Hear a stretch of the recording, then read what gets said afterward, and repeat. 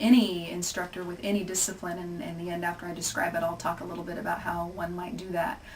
For my speech classes, they have to realize fairly early on in the semester that when you are putting a speech together, it's not all about you, the speaker. It's about the audience. That's the most important element in any speech, because if it weren't for the audience, there really wouldn't be a purpose for the speech.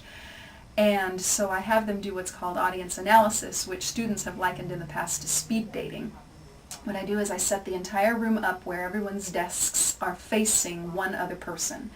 And they have to come in with some preset questions about their topic that they can interview other students with.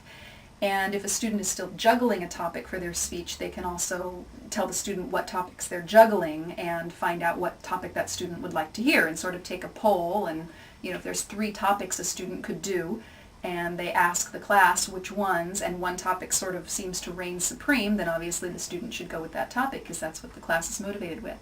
But anyway, they'll sit there and they'll interview each other with those questions.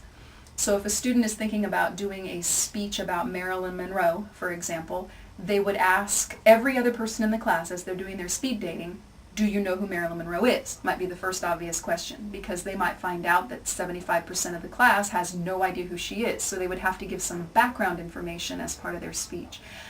Second question they might ask is, do you know what she's famous for? Or have you seen movies that she's been in? Or do you know anything about her private life, etc.? Again, to sort of see what the student already knows, so that they don't end up saying a bunch of redundant things students are already aware of, or talk too much above a student's heads if they don't know who that person is. So they do this with every single person in the class, or at least as many as possible, depending on the class size and time period in the class in which the class takes place. But they would interview every student possible, and they are limited on how long they interview each student. So what I do is I'll say, go. Everybody in the room starts talking at once. They interview one another. They jot down responses or anything they think they might need to know later when they're putting the speech together. And after a 2-minute time frame, I say switch. And half the room gets up and moves over one chair. And I usually have them, snake around the room. They then talk to the next person. After 2 minutes, switch. After 2 minutes, switch. After 2 minutes, switch. So it keeps them on task, because I'm limiting them. And at the same time, because they're so limited on time, it keeps them focused, so that it's not just telling the class, all right, I want you guys to talk in groups about your topic, because they're going to end up getting off on tangents, they're going to talk about whatever. But the accountability is better because it's only one-on-one, or maybe two-on-one, depending, if you have an odd man out.